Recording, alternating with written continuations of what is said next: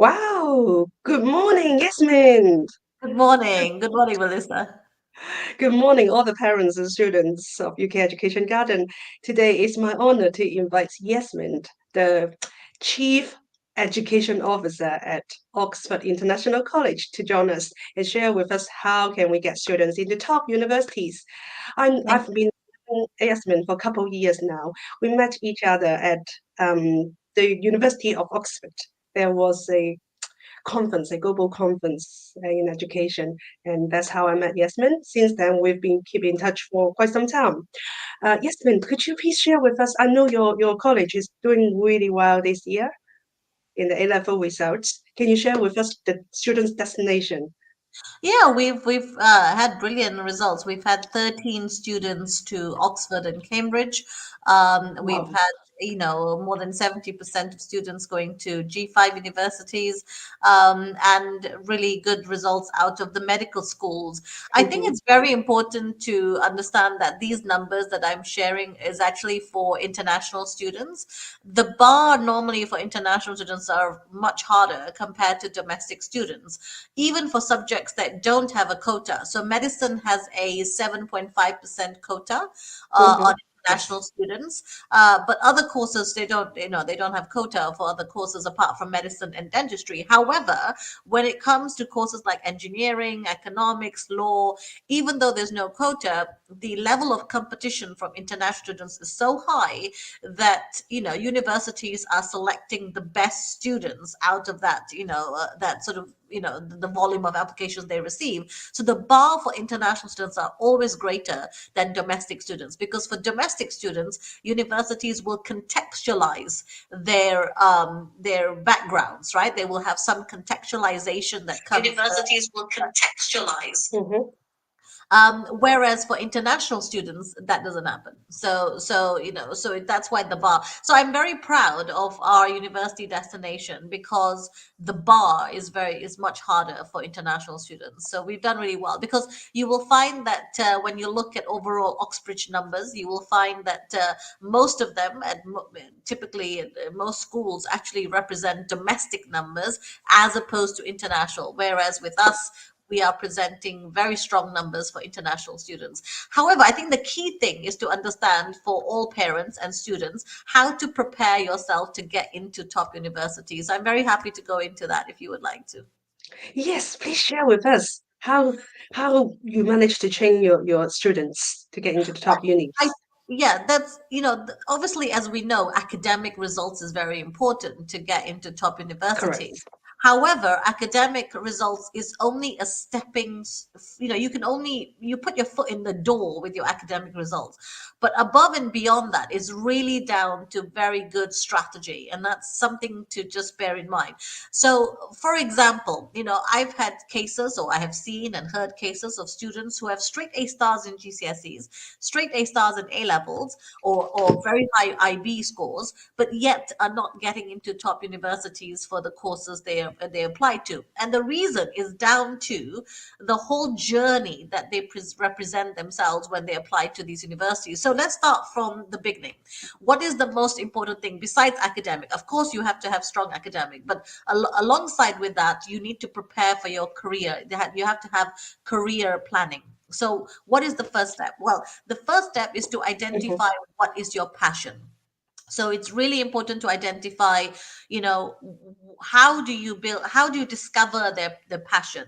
So there are three career groups that makes up 95% of all courses at top universities.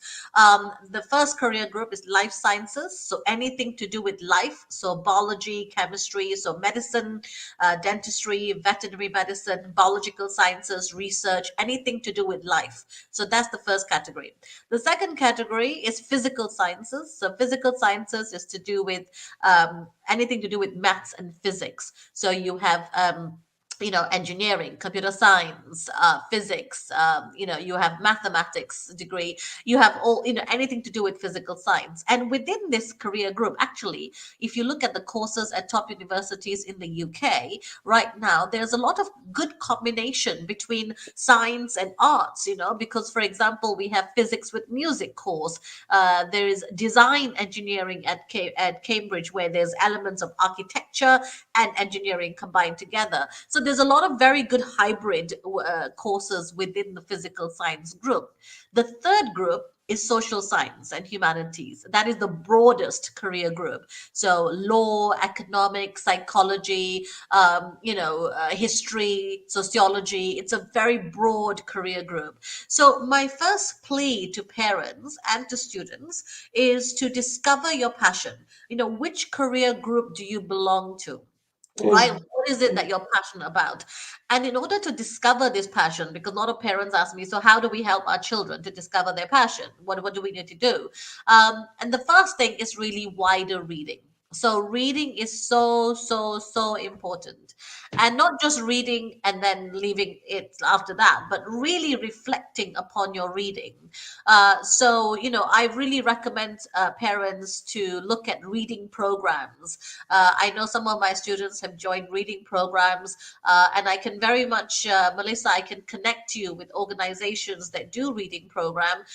Basically, reading program allows you to have a mentor, and the mentor can guide you through making Mhm. sure you understand what Mhm. you're reading, but also reflecting upon your reading. So to give you some grilling, I call it grilling, or give you some sort of understanding above and beyond what you have read. Because it's not just about reading a book and then keeping it away. No, it's about really understanding the concepts, thinking about your own opinion, your own thoughts, and what do you do with that information moving forward. So wider reading is the first step to identify what your passion. I think that's very key. And also that builds up evidence for when you apply to university. So when you're writing your personal statement or you're going for your interview, your Yeah, wider that's very reading will help. important as well. It's very Mm. important. And I find for international students, that is one of the biggest problem for most international students, that they don't read enough. They read the textbook, they know how to do exams, they work very hard, very disciplined. Parents are always pushing their kids, very good, but they still don't read enough. So that's something that we should definitely look at. The second thing that they should do besides wider reading is work experience, so internship.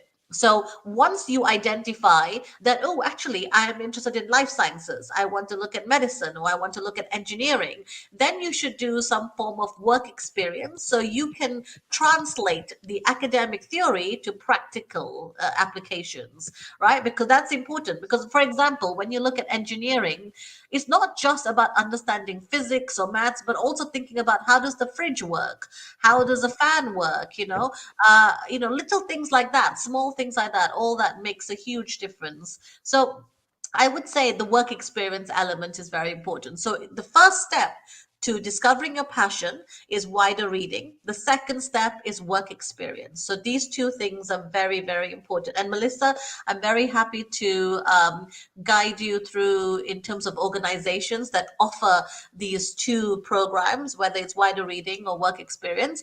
So these two things are very important. Once you have done this, then the next stage is strategy. So when it Mm. comes to strategy, we are looking at things like admission test, interview preparation, personal statement writing, choosing the right university, the right colleges for Oxford or Cambridge. That is all come down to strategy. And also building super curricular portfolio, right? So for example, competitions, activities, clubs that are related to your passion. So, the first step is discovering your passion, and then you build a strategy. And that's really how you get into top universities. It's really about the journey. It's the journey that's what makes you stand out, and different from other applicants. And I would say this to the students who are listening to the call, is this, that some students might say that it's too stressful and I don't want to apply to top universities, it's too much pressure and so on. My advice to students is that this process, this journey is not about, oh, I must go to Oxford or I must go to Cambridge. No, this process is about becoming a better student, becoming a better person yourself. Because through this process, you will read more books, you will attend work experience, you will gain so much more knowledge, you will, taking part in lots of activities and clubs and so on, because you're aiming for number one, right? Now, even if you don't get number one, you will maybe get number two or number three, which is still, equally very, very good universities. But the most important thing is you become a confident learner. You become the best better student that you can be. So I normally tell students and parents, it is not about the outcome, it is about the journey. So if you go on this journey of getting into top universities, you learn so much more, you read so much more, you become a better student overall. That's my philosophy on aspirational learning. It's always about having the responsibility to make yourself excellent. That's really what I'm all about. Great. Yesterday, one of my students contacted me. His predicted grade is 4 A stars, and he would like to get into G5 Right. to study archaeologist. What Right. would you please give us some advice So on for his our case? yeah, archaeology is a great subject, and I would say that if international students are Mhm. showcasing interest in subjects which are not traditionally known as kind of their top subjects, that's brilliant. I think that's a really a good way forward. I would say for archaeology, again, what's important is the wider reading. The wider reading Mm, is very, very important to be able to describe why is something interesting, what is your opinion about it, what is your thoughts about it. That's the key thing they're looking for, whether in a personal statement or in an interview. So the wider reading is important. Now also, if he has done any work experience, like any work with the museums, or if he's done any research projects and things, that would also help, right? So if he's done things like, if he has my some of my students who do archaeology, for example, they would have done some work experience in a museum, or they would have written a research project that they would have talked to a professor or a student, or those things also help. But it's not the most important element. The most important element is going to be the wider reading, which then you can talk about in your personal statement, and then also will help you for interview if you're applying to Oxford for archaeology and anthropology. So that's really if you the strength of the for an archaeology application will be down to how well they've read, and how good are they in their reflections. That's very important. that's great. I'm sure that we got lots of students still have a lot of questions, but Yasmin and I are going to have another longer live, Yeah. which will happen a little bit later, possibly at the end of September or early October. If you're interested, please put your information into the link, and we will invite you privately to our live. Today, I got another meeting at 10 a.m., which is a So guardianship meeting with an organization. But I would love to say thank you so much, Yasmin, for thank you for having me. introducing how your methods of training many top students into the top universities in the UK. That is fantastic, and we look forward to have you again Thank very you. soon. Thank you very much. Thank you. All the Bye best. Thank bye. you. Bye. Bye. Bye Bye. bye.